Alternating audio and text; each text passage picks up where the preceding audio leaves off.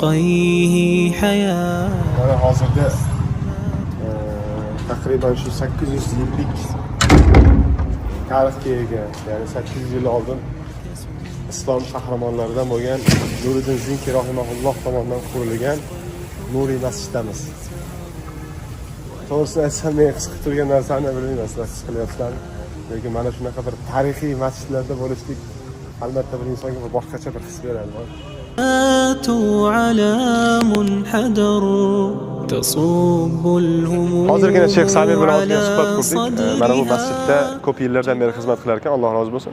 Va mana bu masjidning ma'lumotlarini so'rash jarayonida boshqa Xama shahridagi qadimiy masjidlar haqida so'radim. So'rasam 3000 dan oshiq masjidlar bor dedi.